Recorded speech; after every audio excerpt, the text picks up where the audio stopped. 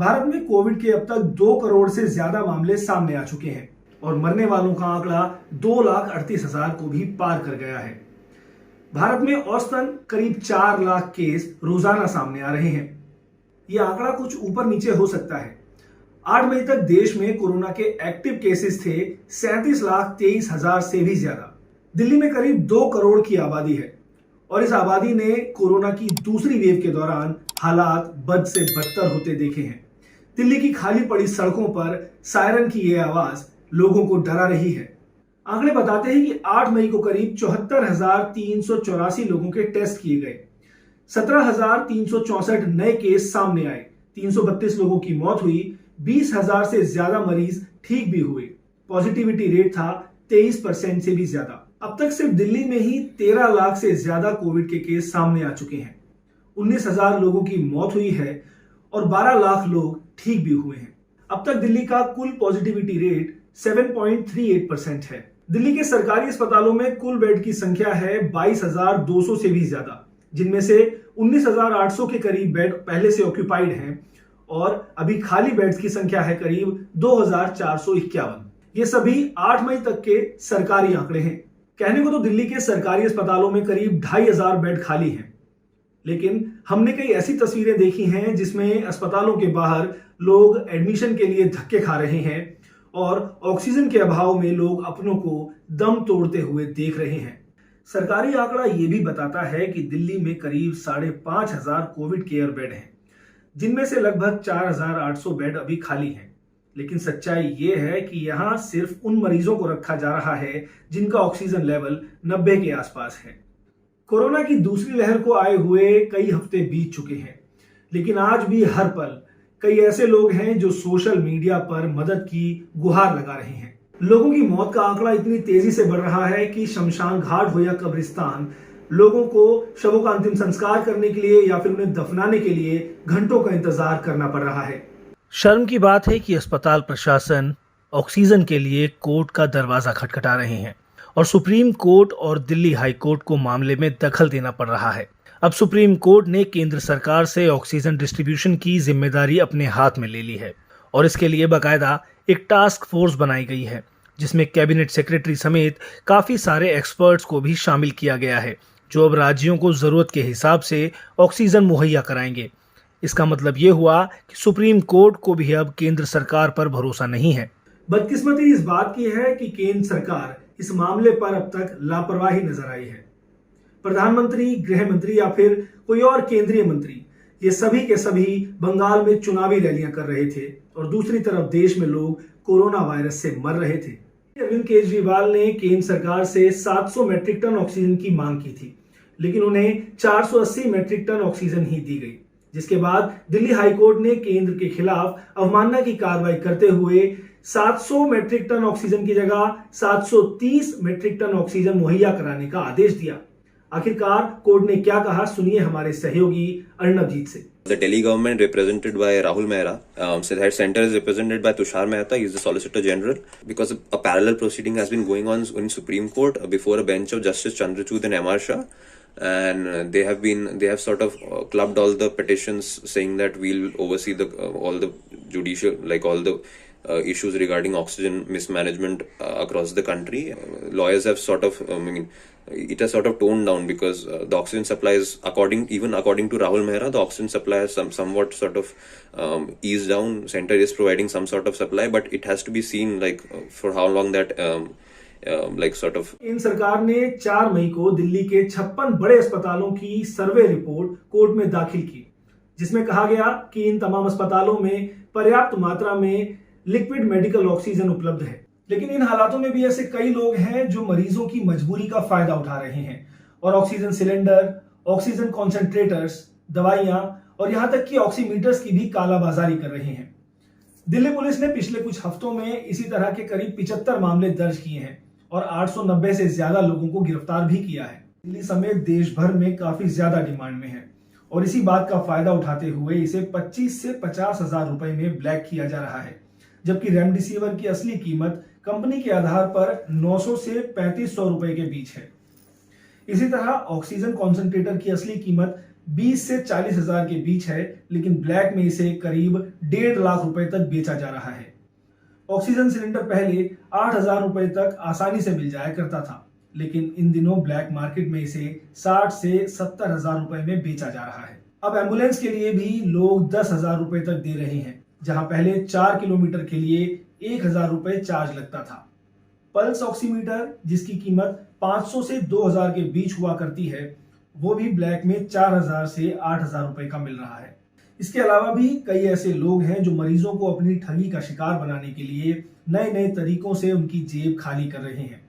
सुनिए अभय सिंह से। दिल्ली पुलिस ने इस पैंडेमिक के दौरान 225 ऐसे केसेस रजिस्टर किए हैं जिसमें लोगों के साथ चीटिंग हुई थी equipment, life saving equipment provide कराने के नाम पर। 78 ऐसे केसेस थे जिसमें इन लाइफ सेविंग इक्विपमेंट्स का होर्डिंग और ब्लैक मार्केटिंग हुआ था। 144 ऐसे लोगों को अरेस्ट किया गया है जो इस हीनियस एक्ट में इन्वॉल्व रहे हैं। जो इन्वेस्टिगेटर्स का कहना है, उन्होंने ये बताया है कि जो फ्रॉडस्टर है, जो साइबर क्रिमिनल्स हैं, वो वेरियस मॉडस ऑपरेंडी यूज़ कर रहे हैं कोविड के नाम पर। उसमें से एक है कि वो अपने एक नंबर, एक मैसेज के साथ वेरियस व्हाट्सएप ग्रुप में रिलीज कर दे रहे हैं, जिसमें वो लिखते हैं कि वो लाइफ सेविंग इक्विपमेंट या oxygen cylinder door step delivery कर देंगे आधे घंटे में, मतलब घर तक ऑक्सीजन सिलेंडर को पहुंचा देंगे आधे घंटे में।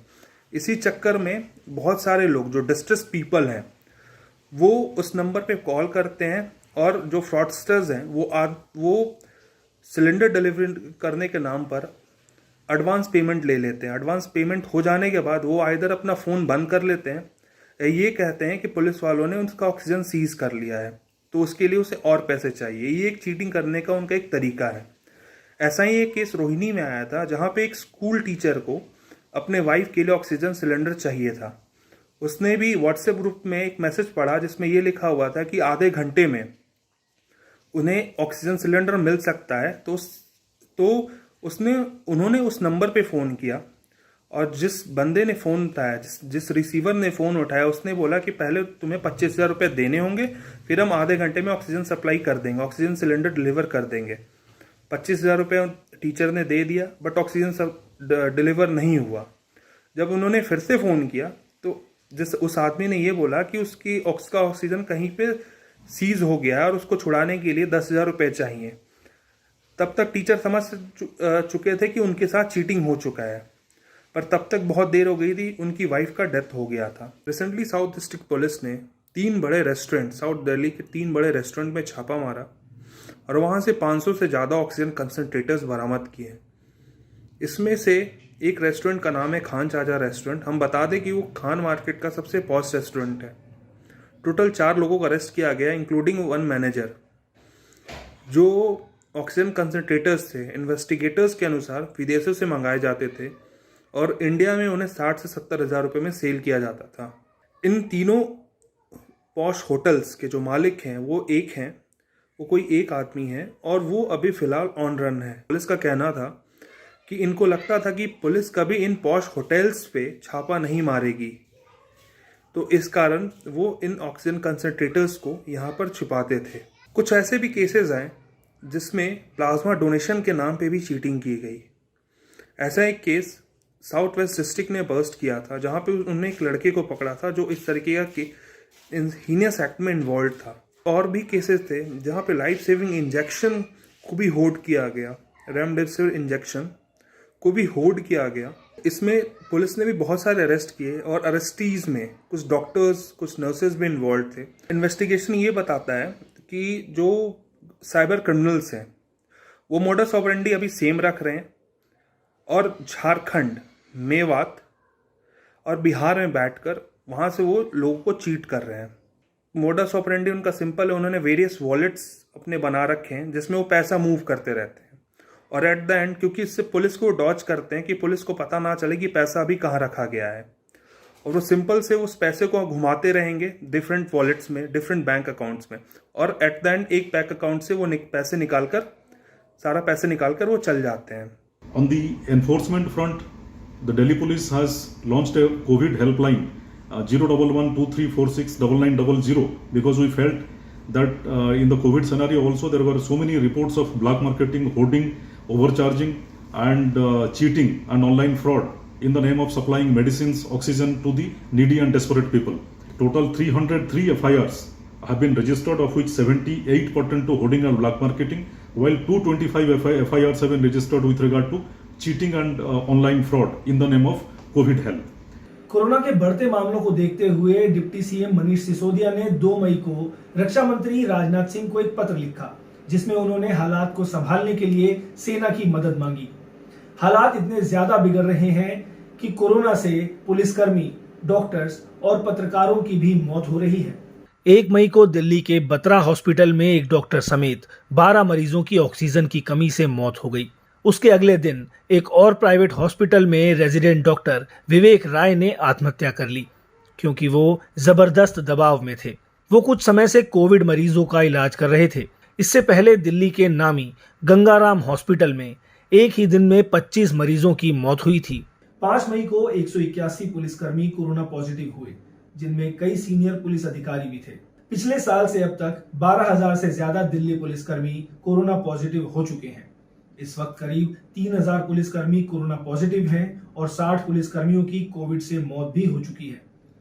दिल्ली पुलिस ने हर जिले में सीनियर पुलिस अधिकारियों की देखरेख में कोविड सेल बनाए हैं, ताकि संक्रमित पुलिसकर्मियों का ध्यान रखा जा सके। इतना कुछ होने के बाद भी केंद्र सरकार का सेंट्रल विस्टा प्रोजेक्ट रुका नहीं है। महामारी के दौरान 20,000 करोड़ के इस प्रोजेक्ट के चलते सरकार पर सवाल उठने लगे हैं। देश में लगातार कोविड के चलते हालात बिगड़ रहे हैं और दूसरी तरफ सेंट्रल विस्टा प्रोजेक्ट अभी भी रुका नहीं है। ये बात अंतरराष्ट्रीय मीडिया से भी छुपी नहीं है। ब्रिटिश अखबार डेली मेल ने बकायदा ये लिखा है कि जितने पैसों में 40 बड़े अस्पताल बनाए जा सकते थे, उतने पैसों में सेंट्रल विस्टा प्रोजेक्ट का काम चल रहा है। सवाल यह है कि आखिरकार महामारी से निपटने के लिए सरकार के पास क्या प्लानिंग है। सवाल यह है कि आखिरकार जो वैक्सीनेशन 18 साल से ऊपर के लोगों को दिए जाने का ऐलान किया गया है, उसको लेकर के सरकार की क्या प्लानिंग है। क्या सरकार के पास उतनी सारी मात्रा में वैक्सीनेशन मौजूद है? क्योंकि कई सारे लोग लगातार इस बात की शिकायत कर रहे हैं कि जब भी वो लोग वैक्सीनेशन के लिए रजिस्टर करने के लिए जाते हैं, उन्हें रजिस्ट्रेशन नहीं मिलता, उन्हें लगातार ओवरबुक्ड ही लिखा हुआ वहां पर नजर आता है। ऐसे में सरकार महामारी से निपटने के लिए आखिरकार क्या प्लान बना रही है, सरकार के अगले कदम क्या होंगे इस महामारी से निपटने के लिए, ये बहुत बड़े सवाल हैं जिनके जवाब फिलहाल सरकार के पास नहीं है।